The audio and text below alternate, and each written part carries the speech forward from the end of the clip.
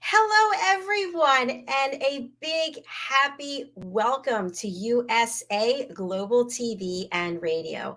I'm Dr. JACALYN KERBECK. I'm the president, founder, and chief listening officer here at our network. Our show today is the Business Talk Show. And here in the United States, we are one day before a big celebration, which is Thanksgiving.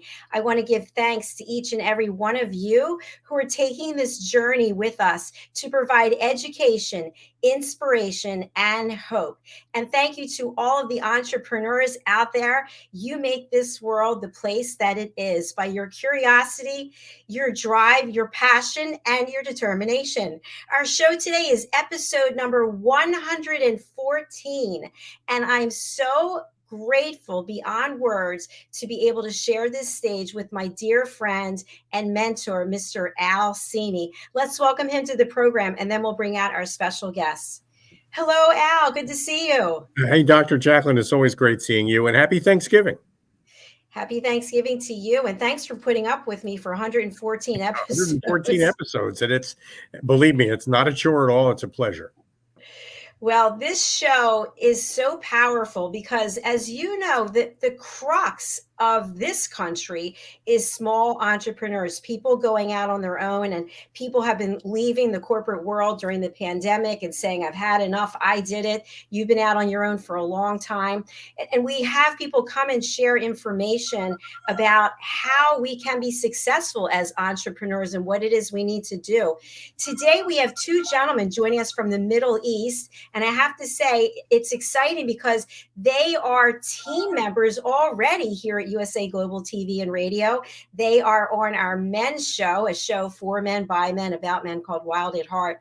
Before we bring them out, though, Al, I want to spotlight you, as I always do, because you have been able to be successful in so many areas of business, and you actually have just launched something new that you're rolling out. Tell us about that.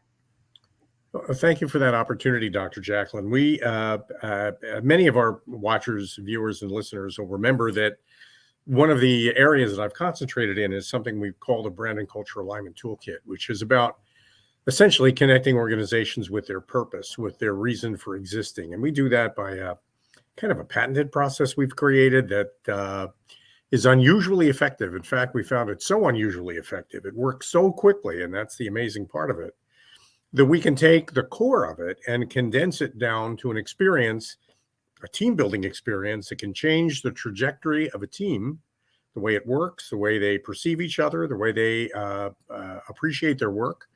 That we can take a team and we can turn it around in 4 hours, essentially half a day. So we've taken that, working with Lisa Manioki, who's developed a coaching system called Presence Intelligence. We've taken the brand and culture alignment toolkit, and we've combined it with presence intelligence, and we've got a solution we call ProFit, which is a team blending and bonding experience, happens in half a day, and it's enjoyable and it's fun. And when it's all over, people have a completely different perspective on their work that's based on the purpose of the work they do. So thanks for the opportunity to tell the world about it. I think it's something that the entire English-speaking world would be interested in, and we're really proud of the work we've done. Thank you so much, Al. And people can learn more by going over to our YouTube channel, USA Global TV and Radio, and looking up Talking Heads Al CINI, where you gave some expert presentations on that. So thank you. Great. Thank you. You're welcome. So as we introduce our guests, I just want to really highlight the fact that here in the United States, sometimes we get so caught up in our own way about how we do business here, and it's all about us. There's a whole big world out there where people are doing international business, and there's different cultures, there's different rules, there's different things that people have to follow. And I want people to understand how they can do business successfully in the Middle East. Joining us today, as I mentioned, are two team members. They are both with a company called Pinnacle. We're going to find out exactly what their roles are and also about their extensive experience that they've had prior to these positions. Let's welcome to the program Hazem and Munir. Welcome, gentlemen. So nice to have you with us. Hazem and Mohammed, how are you? It's nice to see you both. You're muted, Mohammed. Great. Hey. Sorry. Oh, there you There you go. So first of all, thank you so much for joining us today. Thank you also for being valuable team members and contributing every week on our show, Wild at Heart. I get to produce and hear backstage what you guys are sharing, and you're really open and forthcoming, helping other men understand that it's okay to be real and to share. So thank you for that. Today, we're going to be talking about business and the world of business. And I'd love to spotlight each of you and talk about the work that you're currently doing, and then how did you get to where you are? So I'll start with Hazem. Yes. First of all, thank you very much, Dr. JACALYN, for inviting us to this excellent and rewarding show. And thank you also for introducing us to Mr. CINI, the coach and the mentor. Thank you very much. We're very much delighted to be here in this such a beautiful show.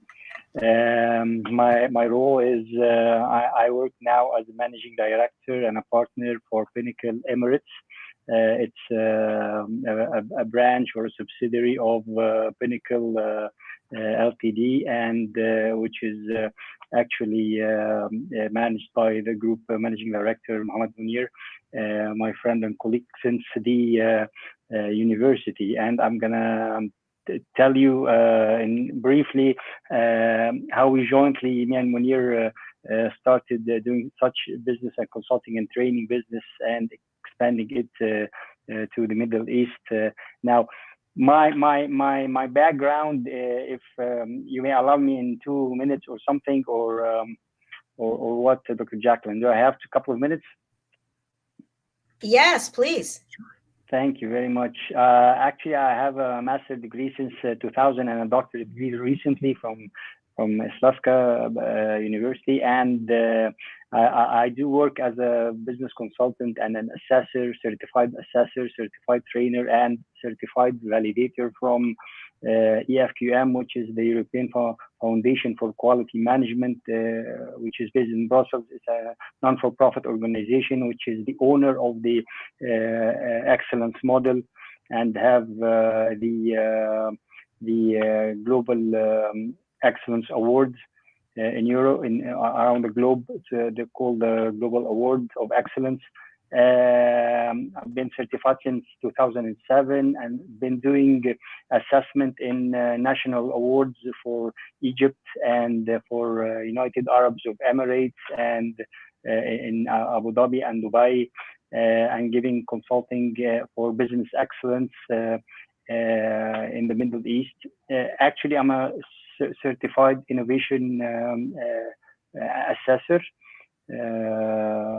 and what happened that I'm also an owner of many startups. I have shifted the career from corporate to private business since 2007. Basically, I established my own digital company, which is called Internal, which produce web development services and hosting services and digital services. And then joining in another company and owning another company for media production and another family business for agriculture. And after making lots of consulting and assessment in many organizations, I met Munir last year, and he actually was a very old friend from the university, but he is in the corporate life all his life in Xerox. He will be speaking about this. And then we discussed that we have to, he started Pinnacle 2019, and I joined this year in order to take it another further step in Dubai and in Emirates and in the Gulf. And after Munir speaks about the Pinnacle more, we will be clarifying more. I'll be giving my input more about what we do with entrepreneurs and small business and medium-sized and large corporation as well. I'm trying to be brief at the beginning, and then I will elaborate more. Yeah. Thank you, Hazem. Wow, extensive experience that you've had since university. Then you two reconnect, and here you are together. Thank you for Thank you. sharing that, and we'll delve into that a little bit deeper. Thank you. Let's go over to Mohamed Munir, which I know you as Munir. People might be like, why is she calling him Munir? But tell us a little bit Yes. about your backstory. So the first of all, yes, because maybe this is something that you need to know about the Middle East, is that a lot of Muhammad and Ahmed. So you need to put the second name, otherwise everyone in the room will be answering you. Just joking. So I started my career at the age of 18 with a multinational organization. So I was working for Xerox, and in the last 10 years of my career, I was managing 138 countries in terms of a marketing strategy and deployment of those strategies. And that made me have a lot of exposure in terms of different countries, different cultures, how to set up something that is centrally being done in Rochester, New York, and then take this to the world. If we're going to Kuwait or Bahrain or Gibraltar or India or Russia, and then you start to develop this to fit into the size of the country and the things that the challenges that they are having. So that was really exciting, and it was a very nice, exciting part of the world. That I was mainly managing the developing countries operation, which is Latin America, Middle East and Africa, Mediterranean islands, Central Eastern Europe, and Russia and India. That was really a nice time. And then we started Pinnacle in 2019 as a consultation and training firm. And now we're growing up the group with different companies, joint venture with some of the learning and developing countries, and developing companies in Europe, like Developer, and we have a joint venture with them now to develop human resources and human skills more into the countries. So I'm so glad to be here talking about my vision, the Middle East, and maybe we can take Africa with us as well. So I'm so excited to be answering your questions. Hopefully, I would be able to add value for the audience. That's great. I listening to both of you, I'm thinking there are an awful lot of entrepreneurs in the United States who are growing in a domestic market and have solutions that could be really valuable to consumers, customers in the Middle East. Yeah. But they're afraid. I mean, they wouldn't know where to begin. They don't know who to call. I mean, obviously, it's great meeting both of you, because I think Pinnacle is a terrific resource for companies in the United States to open the doors to Africa and the Middle East, as you said, and you can open those doors for them. But before we talk about how you do that, what's the big deal? What are the big opportunities in the Middle East that American companies should be aware of? All right. So okay. So first of all, we're consumer markets. So if you think about the Middle East, it's the population of the Middle East is huge, and they are mostly consumer rather than producers. So they produce a lot, and don't get me wrong, the GDP of a small country like Qatar is $2.5 billion. So that's $250 billion.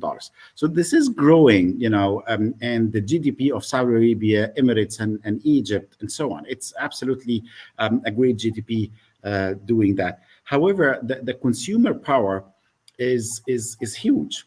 And the new ideas and the markets are open for new ideas, new things, making their life easier. And in terms of seeing what are the Western countries are advanced, and the US advanced in like digital transformation, agility, and application services. These are the markets that really wants that, and they definitely are seeking for more and more opportunities to see what's new, and they are open for all for everyone. And like we say in the Middle East, there is a place for everyone. So I would definitely see that it's a big deal that you can think and concentrate on the Middle East when you're thinking to invest abroad. Yes. Can I add to Munir something, CINI? Moreover, to build on this consumer market or the big market, it's actually it's an opportunity for the American company to invest here in the Middle East because of the low cost, cheap labor and educated labor. For example, Egypt university graduates are more than 350,000 graduates every year. And the government gives a scholarship for example, 9 months of training for IT, for example. So we have a very big opportunity to, if you want to outsource people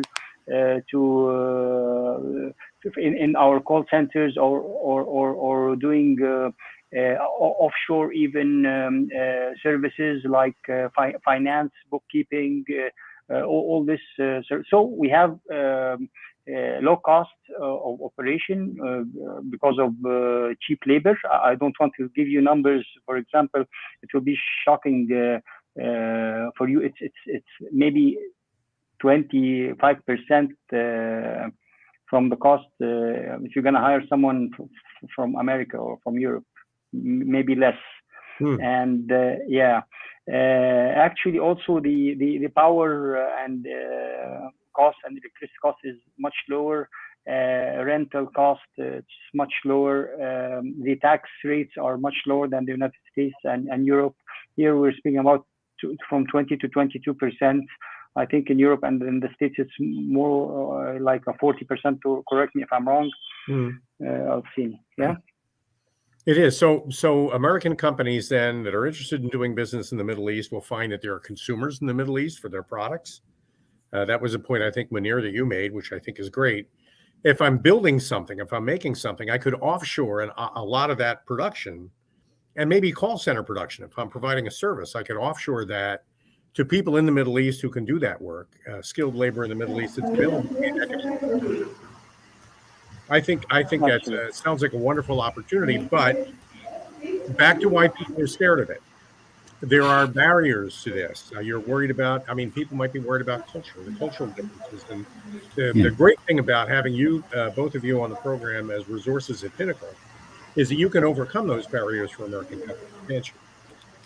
Yes, of course. I mean, one of the main things, I mean, we have this business expansion services, and business expansion services is taking some of the countries from the companies from where they are, where they started, towards different countries in the Middle East and Africa, and maybe Europe as well. So we're helping companies to become more of an international look and feel, and entrepreneurs, however, they become local and understanding what will happen. Because I will give the example now with the great event that is happening in Qatar. I mean, as the World Cup. I mean, international event, millions of people are there, reporters from everywhere, and so on. And we started to see all this controversial about the culture difference, the LGBTQ things and the signs, and reporters from some of the countries, some political things, drinking, and so on. And that's one of the main things that will definitely, make people scared, because they are going to the unknown. And this kind of stereotypes of, Arab countries, Saudi Arabia, and so on, it has some stereotypes where people think that they cannot, tolerate and understand. And those people really are rigid enough in the Middle East that they will not be allowing, foreigners to be there. Maybe with the exception of Emirates, where it was really making this kind of PR about themselves, that they are welcoming everyone, and everyone would be respected in that area. But again, I would say that it's exactly the same in Egypt, it's exactly the same in Kuwait, and so on. But we all need to understand the different in culture, different in positioning the companies, the look and feel of the logos, and so on. Those things, small, really small things, but it will make a great difference. At CINI, I was supporting one of the companies in Europe, doing some business in Oman. And in their presentation, they were trying to resemble, the stress that the people are living in now. And they were putting an image of an American soldier, in like street war. And this is when I started, right. So now what you want to convey with this message, because if you started to be producing, or putting this on the slide, it does not deliver the same meaning for an Arab countries where they think more of, some of the things that happens in Iraq and so on. So we definitely need to strip this kind of things out in order to make our business go smoothly. And this is where, I'm giving you a very minor example that will make a great impact on the clients. Well, those are, right off the bat, I'm thinking American companies are afraid to do business in the Middle East for all the reasons you mentioned, but there are huge opportunities in the Middle East. And if your competitors are afraid to go there, then you should go there, because that's open territory for you. So for the courageous American entrepreneur that really wants to exploit that market, you're the people to call, and you'll help them get in. And I'm going to throw you a curveball, because I know an awful lot of American, I'm not sure if you guys understand curveball. You understand baseball well enough to, here's a curveball. I'm throwing you in googly if you play cricket. Okay. Right. If you understand American business, an awful lot of American business is done by women-owned businesses, and women have their own misconceptions about women's rights in the Middle East and what they have to worry about. There are a lot of women in the United States who could be doing very successful business in the Middle East, and they should call you and explain to them why. Right. Yeah. I'll give you an example. 70% of Pinnacle manpower is actually, and I'm sorry to be saying manpower because it's women power. 70% of Pinnacle are women. And we do have this great initiative about women empowerment and how to do the women leadership. The last event that myself and Hazem, we were there and making some talks with business women is the CEO women on the Middle East. So of course, we are supporting that. We're supporting the National Council of Women in Egypt. We're supporting the top women and so on. And this is something that you really touch a base on. But it's not. Now the movement that are happening in Saudi Arabia. So I'm giving you the thing that's stereotype that you always been thinking of. It's if the women can drive, how can they have business? Now this is with Sheikh Mohammed bin Salman. This is the Prince Mohammed bin Salman. This is absolutely a game changer. Now we understand the big tycoons like Al-Alayn, like Al-Walid ibn Talal, and so on. Those foundations really gave empowerment for the women, and then the government itself are keen to have businesses there. Need those women, they need to understand where they are going so that they are within the context, not bringing something that will really can trigger something that is different. Is exactly like an Arab woman going to do business in the US. Those women needs to understand the context of doing business so that they does not trigger any negative impact on them being there. And that's where Pinnacle comes, because the consultation and the advices, the coaching that is happening supports those people to be able to do a successful business from the start, understanding the policies and procedures, the homeland security, the homeland laws, and then they will definitely be doing great business without any sense of risk or feeling that they are not comfortable doing the business in those countries. Yes, I would add also, sorry, Dr. JACALYN, go ahead. I was just going to say, I love what you're sharing. And a question that comes to mind, I feel like wherever a person has a business, it's all about the people. Your people are your most valuable assets. And so if I'm here in the States and I want to work with some people there in the Middle East, whether it's female, male, doesn't matter, there's a way to bring people together as a virtual team, and you build that trust and you build that rapport. And I'm sure that you help in those areas as well. Yes, actually, I would add on top of what Munir said, and you just highlighted, Dr. JACALYN. One of the services that we do for the business expansion is business matchmaking. As you said, investors from America or from Europe, they want to come to the Middle East. They have to choose the right partner, and here comes our role in selection criteria of who are the best fit for his needs, in not only in money wise, but also trust, credibility, and business experience, knowing the market and knowing how to open the market and grow more. All the services of due diligence as well, it's very important at this stage, and investigating the credit or the financial statements of other parties here in the Middle East, and if they have any problems with the banks or with other vendors or with other customers, it's very important in order to make a best selection for them. Facilitating all this, and also for the other side of the story, that investing in the Middle East, not only for the market or for the cheap labor or their skills or whatever, but also because they have ideas. We have many entrepreneurs, many ventures want. We do some equity finance for them as well. So we grab investors from outside in order to invest in ideas by entrepreneurs here in the Middle East. Yeah, that's a big deal. Thank you. So I'm sorry, Dr. JACALYN, a woman-owned business, pharmaceutical company, let's say, for example, I'm thinking of one. We're in central New Jersey, and there are plenty of them all around us. Might be a pretty small company, maybe a couple of hundred employees. If they make products for women, there are women in the Middle East who could consume those products, who could use those products. So there's that.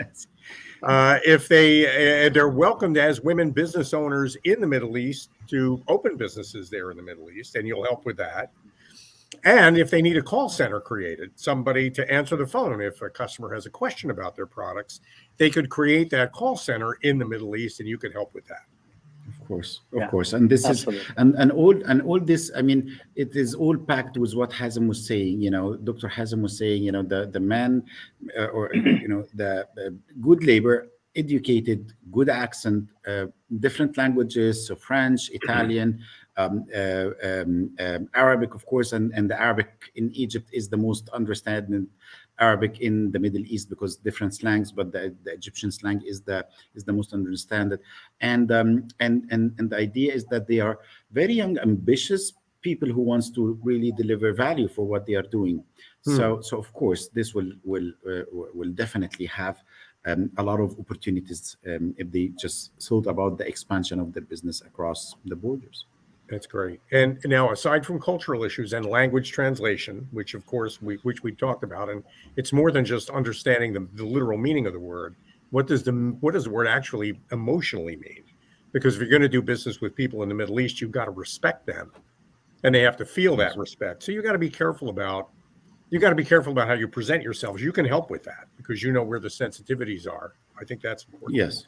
What about legal barriers, contracts, differences in the way the legal systems work? Can you hook people up with lawyers? And of course, yes. Yes, of course, yes. And actually, some countries in the Middle East, they has a very, very great opportunities for investors. And for example, in some area for free zones in Dubai and Abu Dhabi and in Egypt and also in Saudi Arabia, tax rates are some industries has some are tax free for a couple of years. Lots of investments. We can hook them also with lawyers and accountants and all the services they want in order to ensure a proper positioning and a good start. Yep. Yeah. That's from of course from the legal, and we can go further than just consultation. So we have one of the best professor doctors in terms of the personal branding. She's sitting in Lebanon, and we do have what we call the personal branding services, and people understand that the personal branding is just, you know, how do I look or how do I take the pictures and so on, and it's way beyond this. You know, anthropology, if we're talking about the anthropology, what exactly will appeal in that market? So in one of the market, if I look and feel like this is how I'm going to be appealing. How can I address, a meeting in Saudi Arabia where if I am a woman and a woman and I am entering a boardroom with different, because there are this kind of hierarchical, but however, there are this kind of, royal families and princes and so on. So how can I deal with this kind of, people to show the respect that is needed? So personal branding, marketing, because what works in the US and Europe may mostly that does not work in the Middle East. We need different attributes in the Middle East in order to be able to grab the attention and so on. And the rest of that, if we're talking about the legal, of course, this is the core of everything, because we need to do the right things from the beginning so that we do not go into any disputes we spend a good time understanding everything, making sure that the contracts are revised. The Arabic version against the English version has no deviation. We spend a lot of time and scrutiny on those kind of things in order to be able to assure the future of this organization happens, especially, if I may say, with countries like in Saudi Arabia, where some of the regulation of investment, foreign investment, mandates that there is a Saudi nationality, or you have to employ Saudi people with a certain percentage against everyone that is coming from outside. So understanding those kind of things will definitely, spare our energy and time trying to resolve issues that we don't need to have it in the beginning. Sure. I just want to jump in about the marketing piece. So in speaking with entrepreneurs, interviewing entrepreneurs, coaching people, one of the mistakes people make is they feel that everyone is their target consumer. Everyone's their audience. Everyone loves what I have. Everybody wants me. But that's not the case. And so, especially if you're going to branch out into another country, you know your consumers there. You know what they want. You know what they need. So you can really help prevent that big open gap that I feel like entrepreneurs, they just jump in and feel like they're going to sell to everyone. You have the information, you have the research and the data. Point. Yes, it's a good point. I mean, Hazem with the digital marketing can say so, but it's just to give you an example of the differences. If you're targeting luxurious cars, you don't choose the people that are interested in the BMW and Mercedes and so on, because those are not absolutely your target audience. If I have the capability to buy a BMW, I will not be following BMW page or doing that. So in general, things like that, it's different. I mean, people, if they aspire something, this is something, and what they have, the actual money and the right persona is something else. But talking about marketing with Hazem, especially digital marketing, he's the guru here. Yes. Actually, before going through this investment, market research will be one of our top services to help foreign investors coming to the Middle East, because in order to get scientific data about whatever the target market we're trying to grab attention to. So this is the first step we do actually with the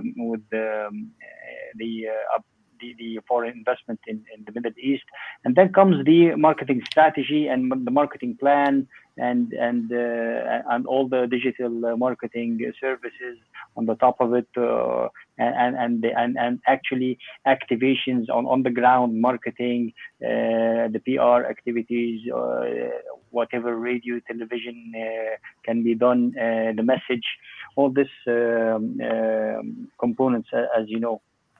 Yeah. And so, you know, Americans are notoriously terrible at geography. I mean, you know, we are notoriously terrible at knowing what country is where and finding it on a map. We're awful at that. I'm actually pretty good at it, but I know an awful lot of people who are embarrassingly bad at it.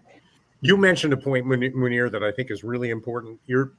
I think you're joining us from Egypt. Is that where you are right now? Now, yes, I'm sitting in Egypt now. Okay, so for people who don't understand, you mentioned on your LinkedIn profile that you're kind of a gateway to Africa. Yes.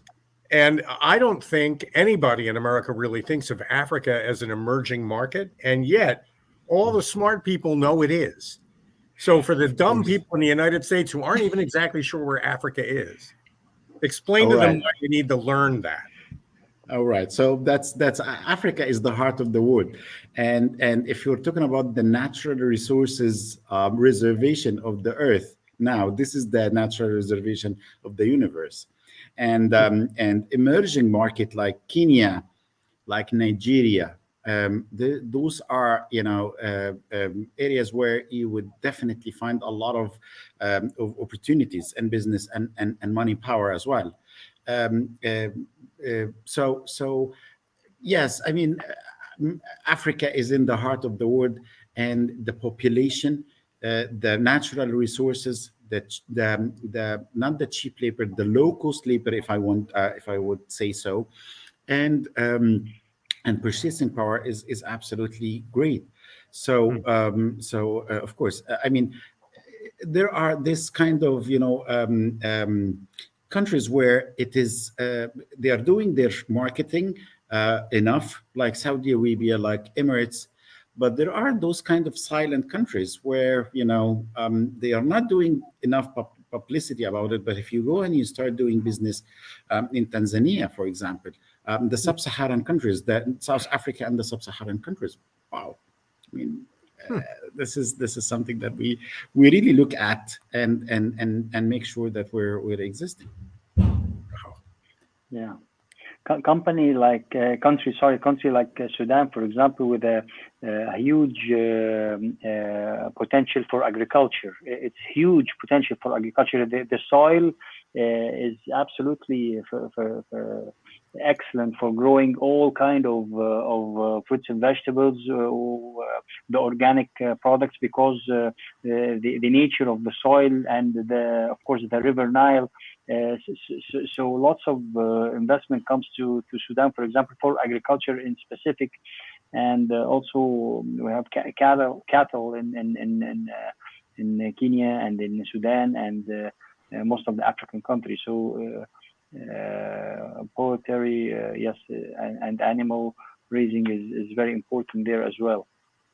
You know, I know we're coming up on the end of the program. Dr. JACALYN, where did you find these guys? They're great, for one thing. Roland Friedel from our dear friend Roland. I have a question for the two of you. Somebody's watching or they're listening and they're thinking, you know what? This is it. I know I want to reach out to these two. I know I want to work with Pinnacle. What does an engagement with you look like? What are the steps? What's the process? Great. All right. Okay. So, Hazem, would you like to take this? It's very simple. We are very open, and we can introduce ourselves and introduce the company, and knowing better about this investor, and then trying to grab more details about his potential and his dreams, and what kind of future he's looking for in Egypt or in the Middle East. And here comes the trust as a first step between us. What we do, that we try as much as we can to build trust with the companies or wherever they're coming to our land and our Middle East countries. So they have to know the good picture and all the details in order to have success. After these steps, anything is very easy. but this is, I think, from my point of view, is the hardest step, is to gain and build trust. Yeah. Sure. And I'll mention one other area that I know you can help in. There are government grants from local governments in the Middle East and certainly in Africa, where there are targeted businesses that they're trying to help promote. You're aware of those opportunities. There could be opportunities for American businesses to take advantage of some of that. You can help build that bridge for them. I think that's shareholders here of those companies will be very thankful that their CEOs have learned about you and are calling you. Thank you. That's thank you so much. I mean, we're trying our best. It's the mix of more than 50. I think we're 54 consultants now, coming from different countries, from different backgrounds, and what exactly that we really focus on is to have this kind of practical experience, so that we had our hands, we've done it before, we have this kind of success stories. But before that, we know that we are leaning on not just only experience, but also a methodology that comes with the knowledge and the science. So we're using Lean Six Sigma in everything that we're doing. We are mastering. Dr. Hazem is mastered in European Foundation for Quality Management, so that we do this kind of assessment and continuous improvements. So those kind of the mix between the knowledge and the science and the experience. This what brings things into action in the fastest time. So I would say our access is easy. Contact us. Form one of our business development managers will be in contact, and then we start understanding exactly what are the dreams, what are the vision of the entrepreneur, and then we take this kind of vision and we plot it into what we call the business acumen, the business canvas inside this kind of organization, and then we take it from there. The simple steps. But really, taking it into the perspective of it. So we're grateful to be, the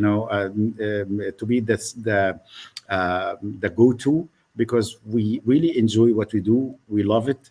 So and that's why we're doing it with passion. The only thing that you have seen, maybe we've added some passion for the audience and you, and this is a place that I can thank you for it. Thank you. I have to say, I'm so intrigued. I have so many more questions. I hope you'll come back so that we can actually add more value, because what you're doing is truly amazing. And I think that more and more people need to hear about these offerings that you have, because people just get stuck. They get stuck in a rut. They have dreams, but then they want to expand, but then they don't do anything because they don't have any connections. They don't have any resources or people they can trust who are there in the field and know what's going on. So I hope you'll come back and join us again. Definitely. We're going to be Thank you very much, Dr. JACALYN. Thank you for having us here. Thank you. And thank you, Dr. Hazem. Congratulations on your doctorate. That's fabulous. That's terrific. Thank you very much. Well, the great news is you can see these two gentlemen right after this on our next show, which is Wild at Heart Bonfire Talks. Before we go there, I want to spotlight you both and have you share your contact information, which we have on the screen. I'm going to start with Hazem. But for people who can't read it, who would you like to contact you and how should they do it? Yeah. Thank you very much. Yes. Hazem, how can people reach you? Yeah. Of course, on the email here on the screen, Hazem Baraka at Pinnacle-Ltd.org, or even the mobile phone. It's 24/7, of course, and on the website. And we're glad to come back any inquiries and any questions, of course. Thank you very much. And Munir, over to you. Same here. I'm open. So my email is Mohammed. It's spelled MOHAMED .Munir MOUNIR at Pinnacle-Ltd.org, and that's my number. I mean, you can text me, you can call me. I'm happy to answer any queries soon, inshallah. Thank you so much. been an absolute pleasure having you both on the show. I'll let you go Absolutely. and get ready for the next show. Thank you again for being here. Thank you both. Thank you. CINI, it was a pleasure meeting you. Thank you so much, Dr. Dr. JACALYN. All right. Thank you. Bye. Bye. What a fabulous show. Well, and it's the beginning. It's the first entry in a program that you and I and Ian and Helena in the UK are going to be launching, hopefully in January, where we'll be exploring business opportunities. You put the global in global TV.